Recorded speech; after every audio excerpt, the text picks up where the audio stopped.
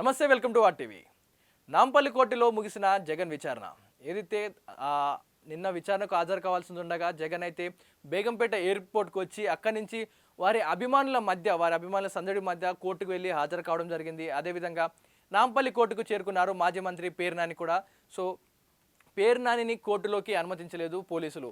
ఏదైతే జగన్కి మద్దతుగా ఆయనకు తోడుగా పేర్ని నాని కూడా అక్కడికి వెళ్ళడం జరిగింది. కానీ లోపలికి జగన్ని మాత్రమే అలౌ చేయడం జరిగింది. పేర్ని నాని బయట ఉంచారు పోలీసులు. సిబిఐ కోర్టులో విచారణకు హాజరయ్యారు జగన్.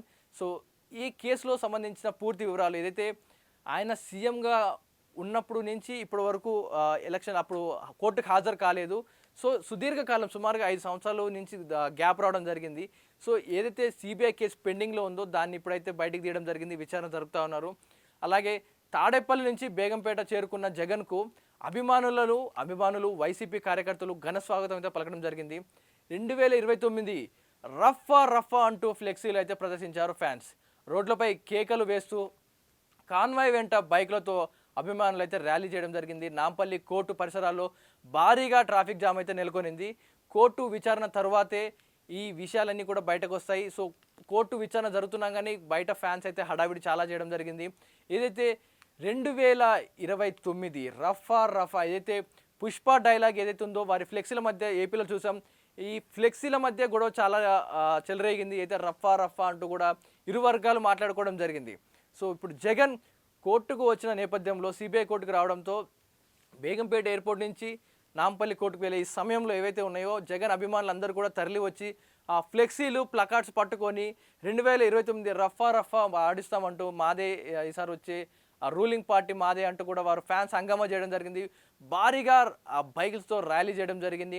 ఒక పక్క వీరు చేసిన ఈ ర్యాలీకి పూర్తిగా ట్రాఫిక్ స్తంభించింది ఆ ఏరియాస్లో అన్నింటిలో కూడా. ఎందుకంటే సుమారు ఉదయం సమయంలో ప్రతి ఒక్కరు కూడా ఎంప్లాయీస్ డ్యూటీకి వెళ్ళే సమయంలో ఈ కంప్లీట్గా బేగంపేట ఎయిర్పోర్ట్ నుంచి అక్కడి వరకు వీరు కాన్వే వెళ్తూ ఉంది. ఒక పక్క మరోపైకి వీరు చుట్టూ బైక్స్ తోటి ర్యాలీ చేసుకుంటూ సౌండ్స్ చేసుకుంటూ వెళ్ళడంతో కంప్లీట్గా రోడ్స్ అన్ని బ్లాక్ చేయడం జరిగింది. ఒకవేళ కొన్ని రోడ్స్ తప్పించుకొని వెళ్ళినా ఈ ర్యాలీలో ఇరుక్కున్నారు చాలామంది కూడా. చాలా గంటలు కూడా అవస్థలు పడడం జరిగింది ఈ ర్యాలీల వల్ల. సో జనాలు ఒక పక్క ఇబ్బంది పడ్డా, మరోవైపు జగన్ హైదరాబాద్కు వచ్చాడు. జగన్ హైదరాబాద్కు వచ్చి కోర్టుకు హాజరయ్యాడు. సో ఇది ఒక సంచలనంగా మారింది. జగన్ కోర్టుకు రావడం, హాజరు కావడం, మళ్ళీ తిరిగి వెళ్ళడం, ఇదంతా కూడా రాజకీయంగా కొంచెం చర్చనీయాంశంగా మారింది. సో ఆయన రావడంతోనే ఒక భారీ ర్యాలీ, పటాసులు పేల్చడం అండ్ ఫ్లెక్సీలు పట్టుకోవడం, ఫ్యాన్స్ హంగామా 2029 రఫా అంటూ కూడా మాట్లాడడం, ఇదంతా కూడా జగన్కి ఒక హైప్ ఇస్తున్నట్టుగా అనిపిస్తూ ఉంది. మరి చూడాలి రాజకీయాలు ఎలా ముదురుతబోతూ ఉన్నాయో. ఎందుకంటే ఒక్కొక్కసారి ఒక్కోలా ఉంటుంది. ఇదే రాజకీయాలు ఆంధ్రాలో ఒకలా కనిపిస్తే తెలంగాణలో మరో విధంగా కనిపిస్తూ ఉంటుంది. ఒక విధంగా అక్కడ వ్యతిరేకత వస్తే ఇక్కడ పాజిటివ్గా ఉంటుంది, అంటే ఇక్కడ మద్దతుగా కనిపిస్తూ ఉంది.